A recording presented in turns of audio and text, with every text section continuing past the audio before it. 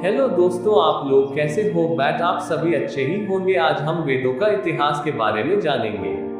और आप हमारे चैनल में नया हो तो चैनल को सब्सक्राइब करें। आप लोग वीडियो देखते हो लेकिन सब्सक्राइब नहीं करते हो, तो प्लीज चैनल को जरूर सब्सक्राइब करें। वेदों का इतिहास जाने।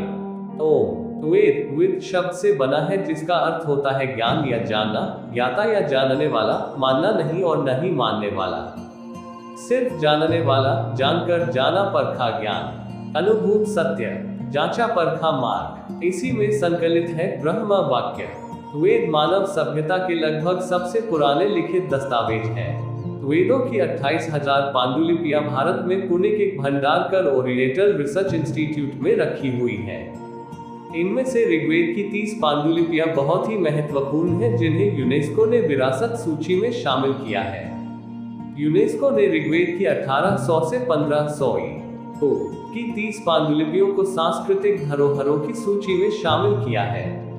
उल्लेखनीय है कि यूनेस्को की 158 सूची में भारत की महत्वपूर्ण पांडुलिपियों की सूची 38 है। वेद को श्रुति भी कहा जाता है। श्रु धातु से श्रुति शब्द बना है। श्रु यानी सुनना। कहते हैं कि इसके मंत्रों को ईश्वर ब्रह्मा ने प्राचीन तपस्वियों को अप्रत्यक्ष रूप से सुनाया था, जब वे गहरी तपस्या में लीन थे। सर्वप्रथम ईश्वर ने 4 ऋषियों को इसका ज्ञान दिया: अग्नि, वायु, अंगिरा और आदित्य। वेद वैदिक काल की वाचिक परंपरा की अनुपम कृति है, जो पीढ़ी दर पीढ़ी पिछले 6-7 हजार ईस्वी पूर्व से चली आ रही है। विद्वानों ने संहिता, ब्राह्मण, आरण्यक और उपनिषद, इन चारों के संयोग को समग्र वेद कहा है। ये 4 भाग सम्मिलित रूप से श्रुति कहे जाते हैं। बाकी ग्रंथ स्मृति के अंतर्गत आते हैं। संहिता मंत्र भाग। वेद के मंत्रों में सुंदरता भरी पड़ी है। वैदिक ऋषि जब स्वर के साथ वेद मंत्रों का पाठ करते हैं तो चित्त प्रसन्न हो उठता है। जो भी सस्वर वेद पाठ सुनता है मुग्ध हो उठता है। ब्राह्मण ग्रंथों में मुख्य रूप से यज्ञों की चर्चा है। वेदों के मंत्रों की व्याख्या है।